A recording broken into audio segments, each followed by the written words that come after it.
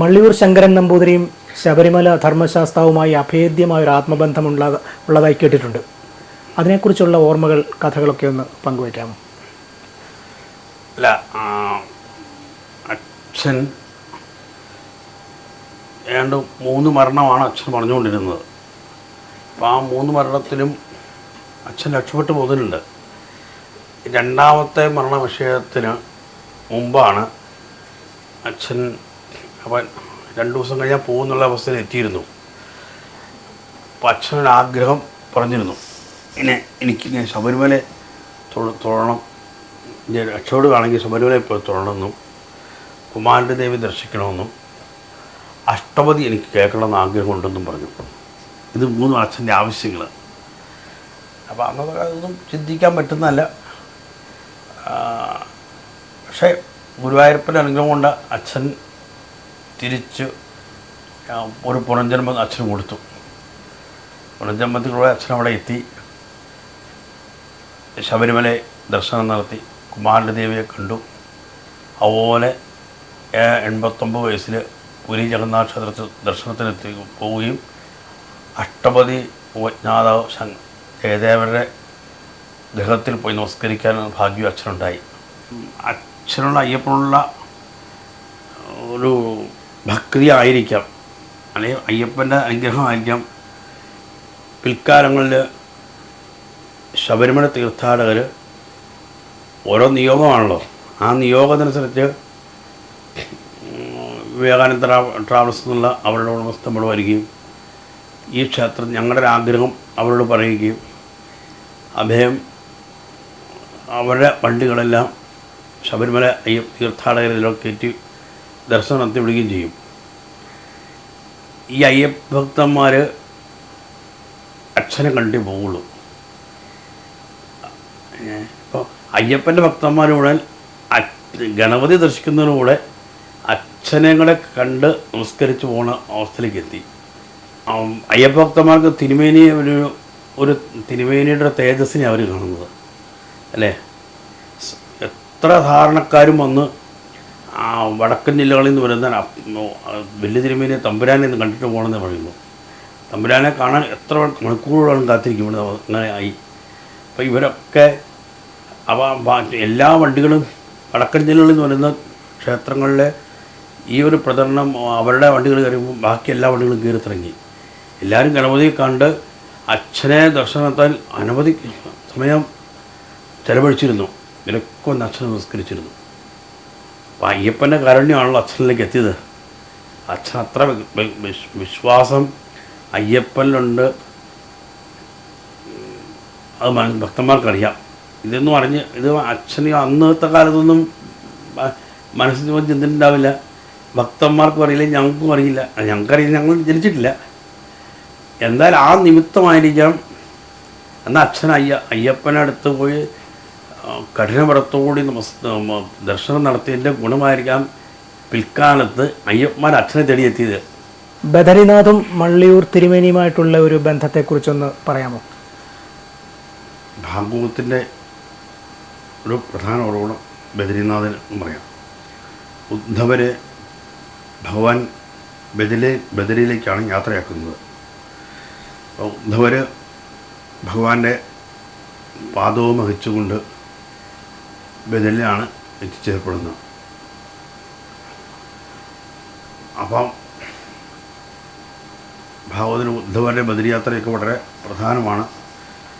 ഏറ്റവും ആ അധ്യായത്തിന് ഭയങ്കര പ്രാധാന്യമുണ്ട്. അപ്പോൾ അച്ഛൻ്റെ പാരായണത്തിലൊക്കെ മനസ്സിലാക്കാനും സാധിക്കാറുണ്ട്, പാരായണത്തിലും പ്രഭാഷണത്തിലൊക്കെ മനസ്സിലാക്കാൻ സാധിക്കാറുണ്ട്. പക്ഷെ അച്ഛന് പോകണമെന്ന് പറഞ്ഞ ആഗ്രഹം ഉണ്ടായിരുന്ന സ്ഥലമാണ് ബദരി എന്നത്. ഹിമാലയത്തിലാണല്ലോ. ആ താരം അച്ഛന് സാധിക്കില്ല, നമുക്കും സാധിക്കില്ലായിരുന്നു. അവിടുത്തെ റാവലജിമാർ എല്ലാവരും പ്രസാദം കൊടുത്തു വിടാറുണ്ട്. ആരുണ്ടെങ്കിൽ അച്ഛന് പ്രസാദം, മള്ളിത്തിരുമേനിക്കാരും പ്രസാദം കൊടുത്തു വിടും. അവിടുന്ന് ആരുടെയിലും കൊടുത്തു വിടും. ഇപ്പോഴുള്ള റാവലജി ചുമതല ഏൽക്കുന്നതിന് മുമ്പ് തന്നെ ഇവിടെ വന്ന് അച്ഛന് അനുഗ്രഹം മേടിച്ചിട്ടാണ് പോയി റാവലജി ചുമതല ഏറ്റെടുത്തത്. പിന്നെ എല്ലാ വർഷവും മള്ളിയൂർ ഗണപതിയെ ദർശിക്കുകയും അച്ഛനെ നമസ്കരിക്കാറുമുണ്ട്. ഈ മരണത്തിൻ്റെ തലേ ദിവസം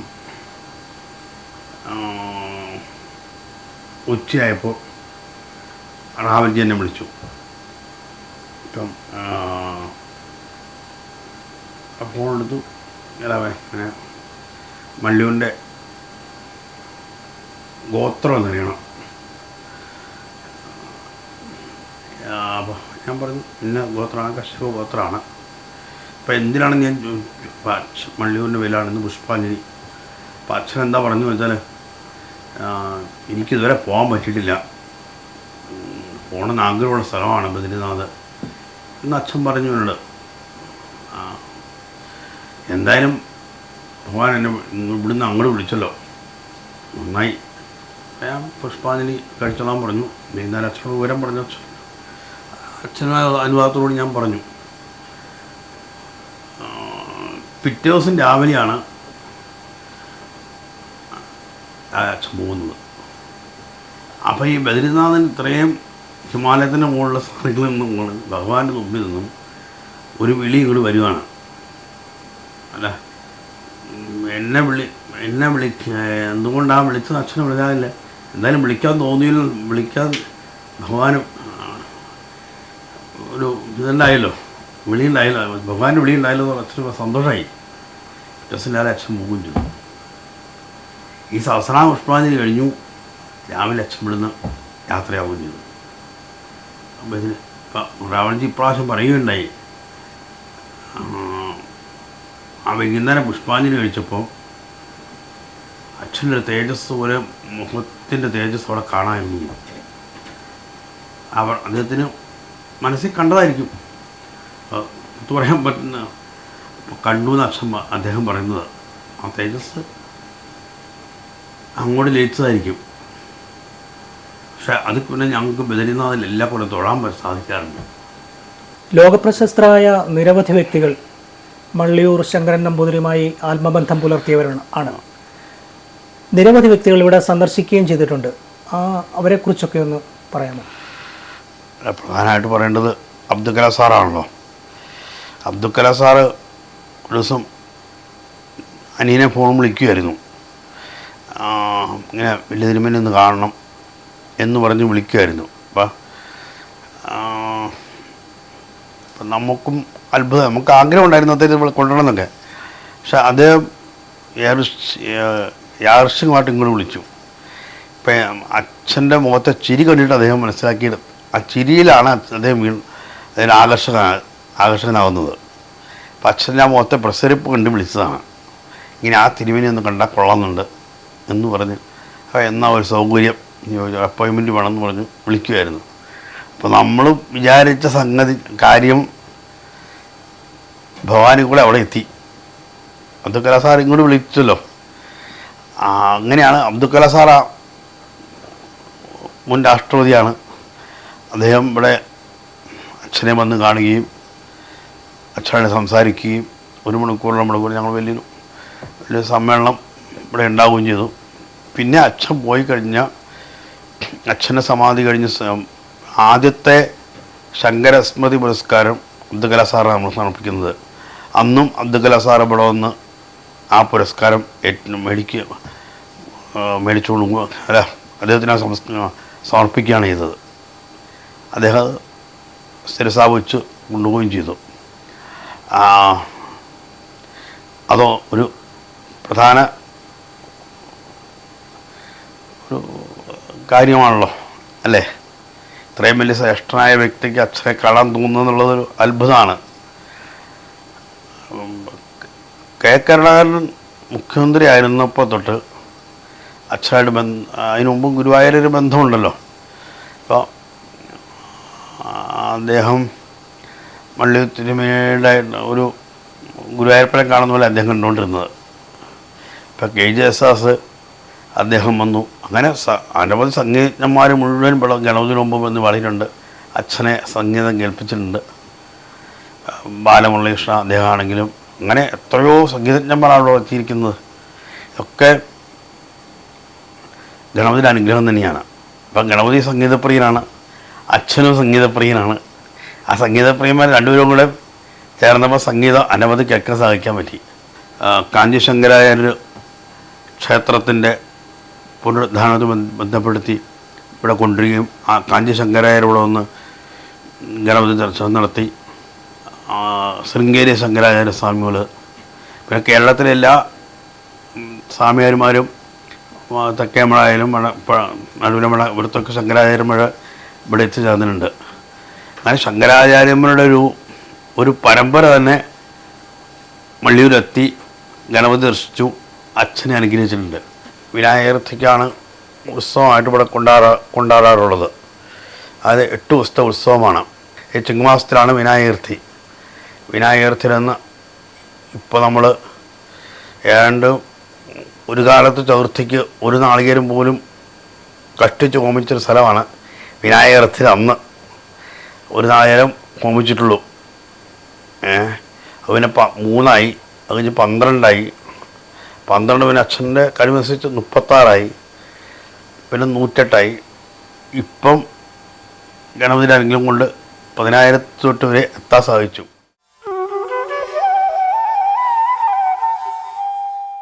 മള്ളിയൂർ മഹാഗണപതി ക്ഷേത്രം ട്രസ്റ്റിമാരായ ശ്രീ ദിവാകരൻ തിരുമേനിയും അപ്പൂട്ടൻ എന്നറിയപ്പെടുന്ന ശ്രീശിവനുമാണ് ഇന്ന് നമ്മോടൊപ്പമുള്ളത്. വിശ്വാസത്തിൻ്റെ ലോകത്ത് പ്രകാശം പരത്തുന്ന ഒരു നക്ഷത്രമായി മാറിക്കൊണ്ടിരിക്കുകയാണ് മള്ളിയൂർ മഹാഗണപതി ക്ഷേത്രം. ക്ഷേത്രം ഇന്ന് വികസനത്തിൻ്റെ പാതയിലാണ്. ക്ഷേത്രത്തിൻ്റെ ഭാവി പരിപാടികൾ, വികസന പദ്ധതികൾ, അതിനെക്കുറിച്ച് ഒന്ന് വിശദീകരിക്കാമോ? ഇനി ക്ഷേത്രം വികസനത്തിൻ്റെ പാതയെന്ന് പറഞ്ഞാൽ എന്നും എന്തെങ്കിലും നിർമ്മാണ പ്രവൃത്തികൾ നടന്നുകൊണ്ടിരിക്കുകയാണ്. ഇപ്പോഴും പ്രധാനമായിട്ടും ഭാഗവത ഹംസത്തിൻ്റെ പേരിലൊരു സ്മൃതി മണ്ഡപം എന്നുള്ളൊരാശയം അച്ഛൻ്റെ കാലശേഷം ഞങ്ങൾ കുറേ കാലമായിട്ട് ഇങ്ങനെ ആലോചിച്ചു കൊണ്ടിരിക്കുന്നു. അതിൻ്റെ ശിലാസ്ഥാപനം കഴിഞ്ഞു. ഒരു നോർത്ത് ഇന്ത്യൻ ക്ഷേത്ര മാതൃകയിലാണ് നമ്മളിപ്പോൾ അത് പ്ലാൻ ചെയ്യുന്നത്. അതിപ്പോൾ അതിൻ്റെ ഫൗണ്ടേഷൻ ലെവൽ മുഴുവൻ കഴിഞ്ഞിരിക്കുകയാണ്. അതിൻ്റെ മുമ്പോട്ടുള്ള വർക്കുകൾ ചെറിയൊരു സാങ്കേതിക തടസ്സങ്ങൾ ഉണ്ടായതുകൊണ്ട് ഇങ്ങനെ നിൽക്കുന്നു. അത് ക്ഷേത്രത്തിന് വേണ്ടി കുറച്ച് ഭൂമി നമുക്ക് മേടിക്കേണ്ടി വന്നു. അതും വലിയൊരു നേട്ടമായിട്ടാണ് നമ്മൾ കാണുന്നത്. നമുക്ക് വളരെ വളരെ ക്ഷേത്രം ഇന്ന് കാണുന്ന ഒരു രൂപം അകലെ നിന്ന് കാണാവുന്ന രീതിയിലുള്ളൊരു സ്ഥലമാണ്. നമുക്ക് നേരെ തന്നെ ക്ഷേത്രത്തിനൊരു ദർശനം കിട്ടുന്ന രീതിയിലുള്ള സ്ഥലം നമ്മളിപ്പോൾ മേടിച്ചു. അത് വലിയൊരു ഭാഗ്യമായിട്ട് ഞങ്ങൾ കണക്കാക്കുകയാണ്. അതുപോലെ ഒരു അന്നദാന മണ്ഡപം, അതുപോലെ ഭക്തജനങ്ങൾക്ക് വന്ന് താമസിക്കുവാനും ഇവിടെ ഒരു ഭജന ഇരിക്കുവാനും ഒക്കെയുള്ള രീതിയിൽ നമ്മൾ പ്ലാൻ ചെയ്യുന്നുണ്ട്. അതുപോലെ ക്ഷേത്രത്തിലെ വേദം പഠിപ്പിക്കുവാൻ ഒരു വേദപാഠശാല തുടങ്ങണം എന്നുള്ളൊരു ആഗ്രഹമുണ്ട്. വർഷം തന്നെ ഒരു മണ്ഡലക്കാലത്ത് 20,000 പേരോളം ഇവിടെ ദർശനത്തിനായിട്ട് തന്നെ എത്തും. അപ്പോൾ അവർക്കെല്ലാം അന്നദാനം കൊടുക്കണം. നല്ല രീതിയിൽ ഇപ്പോൾ കൊടുക്കുന്നത് ഒരു താൽക്കാലികമായിട്ടുള്ളൊരു നിലയിൽ ഇപ്പോൾ ആ മണ്ഡലക്കാലം വരുന്ന സമയത്ത് ഒരു ചെറിയ നമ്മൾ അവർക്ക് വേണ്ടി സംവിധാനം ഒരുക്കി കൊടുക്കുകയാണ് ചെയ്യുന്നത്. നമുക്കൊരു സ്ഥിരമായിട്ട് ജനങ്ങൾ വന്നാൽ കൊടുക്കുന്ന രീതിയിലൊന്ന് വേണമെന്ന് ആഗ്രഹമുണ്ട്. അപ്പോൾ അതിൻ്റെ എല്ലാം പ്ലാൻ ഏകദേശം ആയിട്ടുണ്ട്. ഉടനെ തന്നെ എത്രയും പെട്ടെന്ന് തന്നെ ഇതെല്ലാം ആരംഭിക്കണം എന്നാണ് ആഗ്രഹം.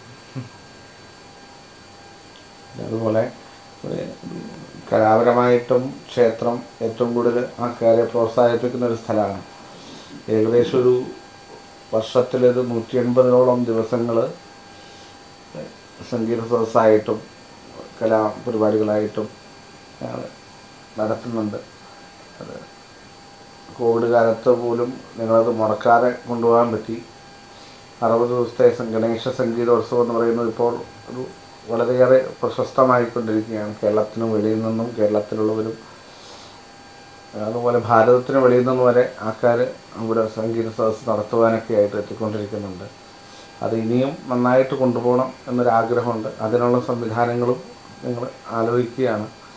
മള്ളിയൂർ മഹാഗണപതി ക്ഷേത്രത്തിലെ പ്രശസ്തമാണ് ഇവിടുത്തെ ഗോശാല. ഈ ഗോശാലയുടെ പ്രവർത്തനങ്ങളെക്കുറിച്ച് ഒന്ന് വിശദീകരിക്കാമോ? ഏകദേശം 38-40 പശുക്കളുണ്ട്. കൂടുതലും അത് ക്ഷേത്ര ആവശ്യങ്ങൾക്ക് ക്ഷേത്രത്തിലെ പാൽപ്പായസം നിവേദ്യങ്ങൾ, പിന്നെ ഇവിടെ നടക്കുന്ന അന്നദാനത്തിലേക്ക് എല്ലാം ആയിട്ടാണ് കൂടുതൽ ഉപയോഗിക്കുന്നത്. ഇനിയും അത് പിന്നെ വളരെ നന്നായിട്ട് കൊണ്ടുപോകണം എന്നൊരു ആഗ്രഹമുണ്ട്. പശുക്കളുടെ എണ്ണം കൂട്ടണം എന്ന് ആഗ്രഹമുണ്ട്. വലിയൊരു ഗോശാല അത് നിർമ്മിക്കണം എന്നൊരു ആഗ്രഹമുണ്ട്. ഇവിടെ വളരെ പണ്ട് അച്ഛനും അമ്മയും പശുക്കളുടെ കാര്യത്തിൽ വളരെയേറെ ഒരു ആരാധനാ രീതിയിലായിരുന്നു കൊണ്ടുപോയിക്കൊണ്ടിരുന്നത്. പ്രത്യേകിച്ചും അമ്മ കുട്ടികളെ നോക്കുന്നതിനെക്കാട്ടിലും കൂടുതൽ പശുക്കളുടെ അടുത്തായിരുന്നു കൂടുതൽ സമയം ചെലവഴിച്ചുകൊണ്ടിരുന്നത്. അമ്മയുടെ കാലശേഷമാണ് ഞങ്ങളിങ്ങനെ ഒരു ഗോശാല എന്നുള്ളത് അമ്മയുടെയും കൂടി ഒരു തപസ്സിൻ്റെ സ്മരണയ്ക്ക് വേണ്ടിയിട്ട് ആണ് ഞങ്ങളിത് തുടങ്ങുവാൻ ഉണ്ടായൊരു കാരണം. ഇത്രയും വിപുലീകരിച്ചത് അമ്മയുടെ കാലശേഷമാണ്. മള്ളിയൂർ ക്ഷേത്രവും പുതുതലമുറയും തമ്മിലുള്ള ഒരു ബന്ധം, അതിനെക്കുറിച്ചൊന്ന് വിശദീകരിക്കാമോ? പുതുതലമുറയായിട്ടാണല്ലോ നമ്മൾ കൂടുതൽ ഇനി ബന്ധങ്ങൾ വെക്കേണ്ടത്. നമ്മുടെ പ്രായത്തിലുള്ളവർ ആണ് കൂടുതൽ ക്ഷേത്രങ്ങളെന്നുള്ളതല്ല, സാമൂഹികപരമായിട്ട് എല്ലാത്തിലും മുന്നിട്ടിറങ്ങേണ്ട യുവതലമുറകളാണല്ലോ. ഇനി ഭാവി സംരക്ഷിക്കുന്ന രീതിയിലാണെങ്കിലും ഇവിടെ ആണെങ്കിലും അമ്പലം എന്നുള്ളതിനേക്കാട്ടിലും അപ്പുറം ഒരു സാമൂഹികപരമായിട്ട് നമ്മളൊരു മാറ്റങ്ങൾ കൊണ്ടുവരാനായിട്ട് നമ്മൾ ശ്രമിക്കുന്നുണ്ട്. അതിൽ നമുക്കൊരു പരിധി വരെ നമുക്ക് വിജയിക്കാനും സാധിക്കുന്നുണ്ട്. നമ്മൾ അമ്പലത്തിൽ തന്നെ മറ്റ് ക്ഷേത്രങ്ങളിൽ നിന്ന് വ്യത്യാസമായിട്ട് തന്നെ ഇവിടെ അത് കാണാൻ പറ്റാറുണ്ട്. എൻ്റെ പ്രായത്തിലുള്ളവർ തന്നെ നിരവധി പേര് തൊഴാനായിട്ട് തന്നെ തൊഴാൻ വരുന്നതായിട്ട് നമുക്ക് കാണാൻ പറ്റാറുണ്ട്.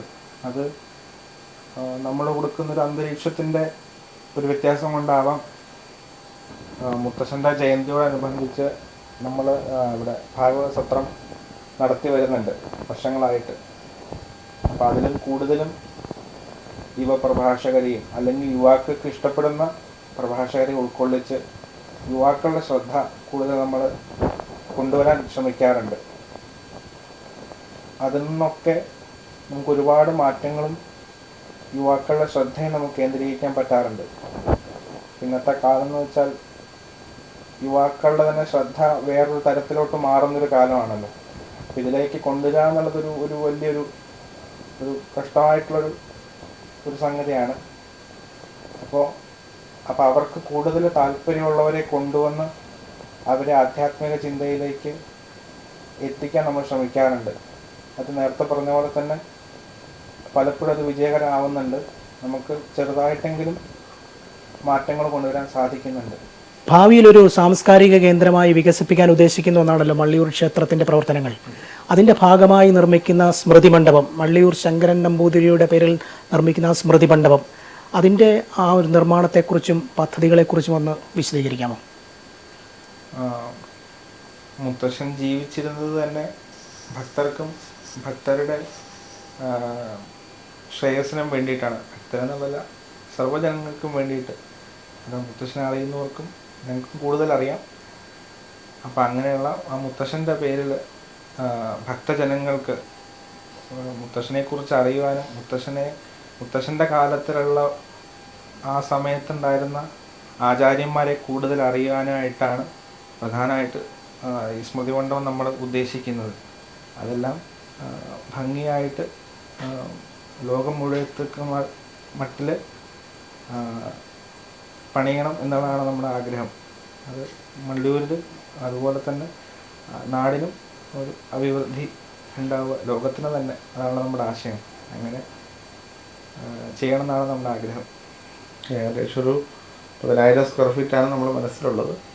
അതിൽ കൂടുതലും ഈ ക്ഷേത്രത്തിൽ വരുന്നവരും ഒരു 10 മിനിറ്റ് ഒരു സമാധാനമായിട്ടിരിക്കാൻ ഒരു അന്തരീക്ഷം ഉണ്ടാവുക, 10 മിനിറ്റ് മെഡിറ്റേഷൻ ഇരിക്കാൻ ഉള്ള ഒരു സംവിധാനം ഉണ്ടാവുക.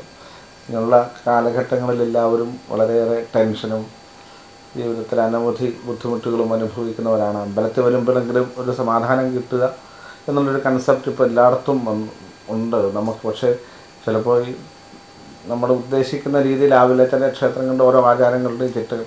നമുക്കത് ഒരു ഉദ്ദേശം എന്ന് വെച്ചാൽ ക്ഷേത്രത്തിൽ വന്നു കഴിഞ്ഞാൽ ഇവിടെ വന്നൊരു 10-15 മിനിറ്റ് നേരം മെഡിറ്റേഷൻ ഇരിക്കുകയോ അല്ലെങ്കിൽ അവിടെ നടക്കുന്ന പാരായണങ്ങളിൽ കുറച്ച് നേരം പങ്കെടുക്കുക, ഇങ്ങനെയൊരു കൾച്ചർ നമുക്ക് ഉണ്ടാക്കിയെടുക്കണം എന്നൊരാഗ്രഹമുണ്ട്. അതാണ് ഞങ്ങൾ ഇത്രയും വലിയൊരു രൂപത്തിൽ നമ്മൾ സ്മൃതി മണ്ഡപം പ്ലാൻ ചെയ്തത്.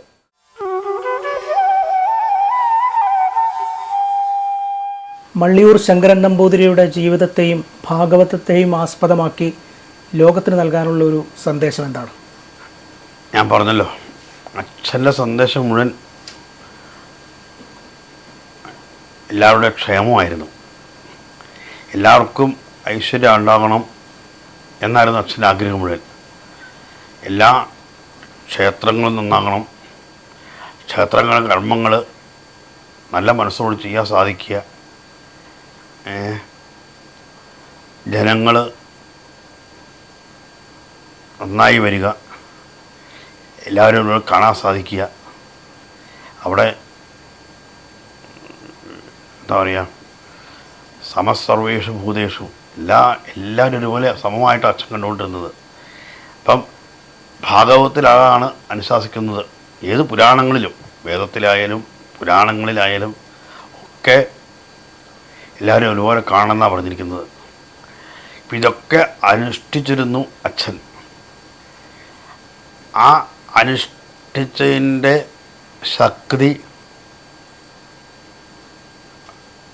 ഭക്തിക്ക് തന്നെയാണ് ഏറ്റവും കൂടുതൽ പ്രാധാന്യം അച്ഛൻ കൊടുത്തുകൊണ്ടിരുന്നത്. ഭക്തിയോടുകൂടി ഈശ്വരനെ സമർപ്പിച്ചാൽ ലോകത്തിന് നന്മ വരും. ആ നന്മയോടുകൂടി എല്ലാവർക്കും നല്ലത് ചെയ്യാൻ സാധിക്കുക. അപ്പം എല്ലാവരും ഭക്തന്മാരായി തീരും. ഭക്തന്മാരായാൽ സജ്ജനങ്ങളായി തീരും. ഈ സജ്ജനങ്ങൾ നല്ലത് പറഞ്ഞു കൊടുത്തുകൊണ്ടിരിക്കും.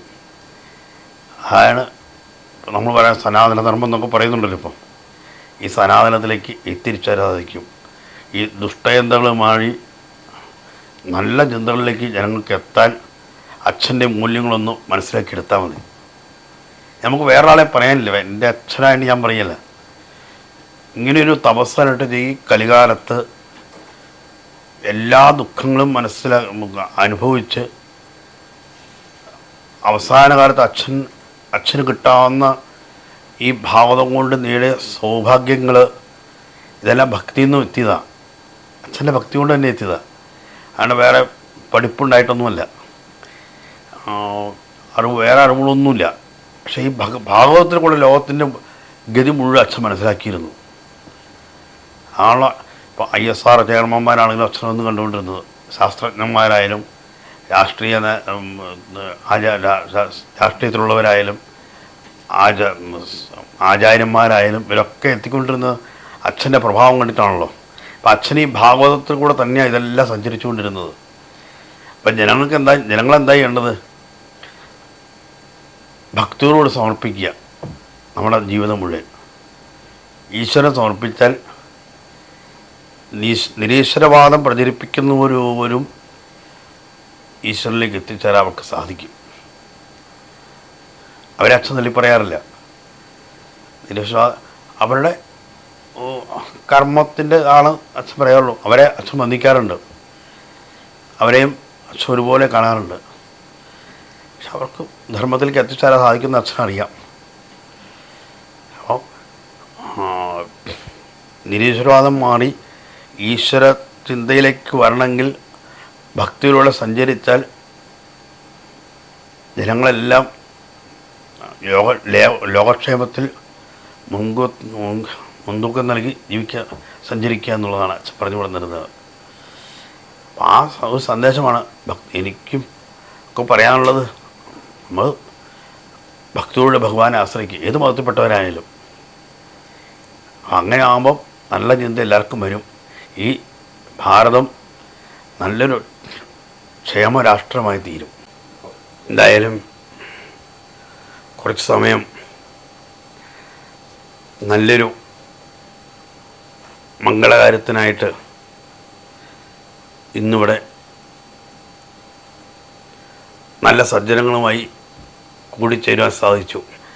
നല്ല എന്താ പറയുക, അതും മഹാഗണപതി ക്ഷേത്ര സന്നിധിയിൽ വെച്ചാണ് ഇങ്ങനെയൊരു കൂടിക്കാഴ്ച അല്ലെങ്കിൽ സംഭാഷണം നടക്കുന്നത്. ഇപ്പോൾ ഇതിൽ പ്രവർത്തിച്ചുകൊണ്ടിരിക്കുന്നവരൊക്കെ നല്ല സമർപ്പണത്തോടുകൂടി വന്നവരാണ്. ഇതിൻ്റെ ഒരു നാമധേയം തന്നെ ടീം സ്റ്റോറി ടെല്ലേഴ്സ് എന്നാണ്. അപ്പോൾ അവരെ ഇത് മുമ്പോട്ട് പോകണം, ഭംഗിയായി നല്ല രീതിയിൽ വളർന്നു വരണം.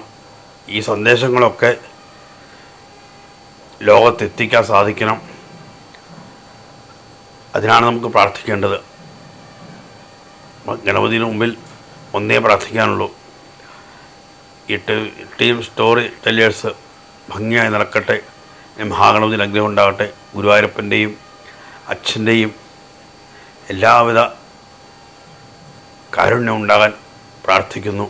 എല്ലാവരെയും അനുഗ്രഹിക്കട്ടെ, മഹാഗണപതി അനുഗ്രഹിക്കട്ടെ. നാരായണ ഗുരുവായൂരപ്പൻ.